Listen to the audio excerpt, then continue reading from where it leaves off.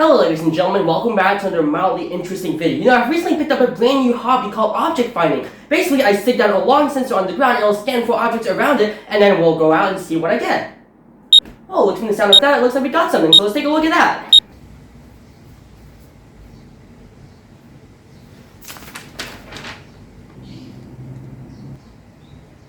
Oh, hell yeah. Here's a quick question. What do you do when you want to get someone who's not into the Sonic games to get into the Sonic games? The answer? Show them the Sonic movie. In my opinion, the Sonic movie is one of the best internet cultural phenomenons of all time. From the awful trailer that released back in, 2018, 2019, to the new and improved version that will release later that year, it was honestly a bit of a ride. I really loved the movie. I really loved the characters. I loved the story. I loved what they did with the elements of the game. At the time, I wasn't really into the games, but I already knew some parts, some bits and pieces about what Sonic is, who Tails is, who Knuckles is, who's Dr. Robotnik. But seeing all of them together in this brand new format was honestly a really new experience, and I enjoyed every second of it. I really loved it a lot. So, I don't even know how else to begin this video. Let's just get straight into it. Part 1, the visuals. Nothing much to say about it. I can just say that, at least it's a step up from the Nightmare trailer that we got back in 2018. It's a much more clean and it's a much more improved Sonic that we're looking at right now. I also really love the final battle and the way it was shot, the way that they were running all through these famous landmarks with all of these explosions and drones and Dr. Robotnik hanging out in the back, just chasing down Sonic. It was really fun. It was really well edited. It was really well shot together, and I honestly loved it a lot. It's a really intense sequence overall. Also, I couldn't just say the drones look amazing. Evil grows in the dark. The robotic dancing is all that I remember about the soundtrack, and honestly, that was a really great pick for a song. Now we have arrived in the characters part, and I can safely say this is the part where I actually have more to say. Sonic is an incredibly fun character, and his relationship with Tom in the movie is absolutely amazing. I love how the flaws of each character are able to fix each other really well. Sonic has tried to avoid getting too close to anyone because at the end he knows that that person might be killed because of him. Whereas Tom is someone who's desperately trying to matter and so is trying to move to San Francisco to pursue a higher police job. But in the end, Sonic realizes that he shouldn't be distancing himself away from loved ones or relationships or any of that kind.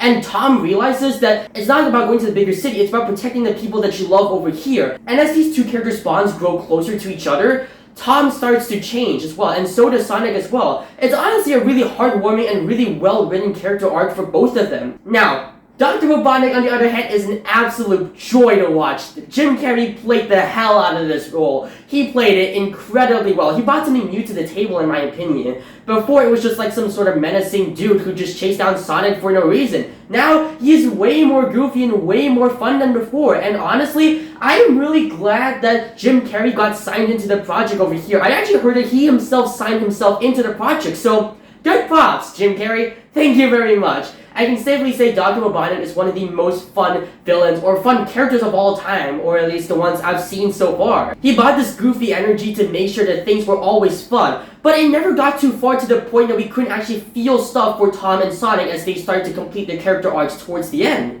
So honestly, I think it's a really well balanced, and Jim Carrey's just an absolute joy to watch. Part 4, the plot. Sonic is forced to move to Earth after his master is killed by some hunters who are looking for Sonic to get his powers. So for the rest of his time on Earth, he is pretty lonely for a while, until he accidentally gets the attention of the government, and so they send out Dr. Robotnik to help hunt him down in case he's a threat. Now, Sonic accidentally runs into Tom, who is a policeman in the small town of Green Hills, Montana, and together they have to find Sonic's rings to help him escape to another planet to evade detection. Honestly, in my opinion, it's nothing that new, but the way that it presents it is honestly, I think, something that we can all learn from. I love that it treats these new characters as if we just saw them for the first time, so the general audiences who don't know the ins and outs of the Sonic games or the franchise as a whole, they can just go into this movie blind and they can just go, okay, so this is Sonic, this is what he does, this is Dr. Robotnik, this is what he does, and these are his drones. Honestly, I really love that. It makes sure that every single person who watches this is having a fun time. If you're a Sonic fan, you're getting something that the games haven't offered before, at least from what I've seen so far. And if you're a general audience member like me, then you're getting a movie that you can just easily get into without any further research required, and you'll be able to enjoy every second of it. At least I did, in my opinion. The plot is good, the character arcs are really good, and overall this is just a really well-crafted movie together. And honestly, I'm really excited for what the next movies are going to bring to the table. Wait, there's already something outside? Again?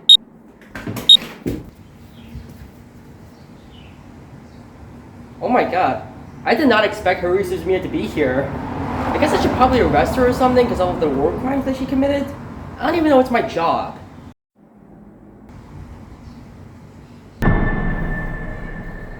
Well, I sure hope that one little decision doesn't cause an apocalypse to happen on Halloween or anything, because I have things to do that day.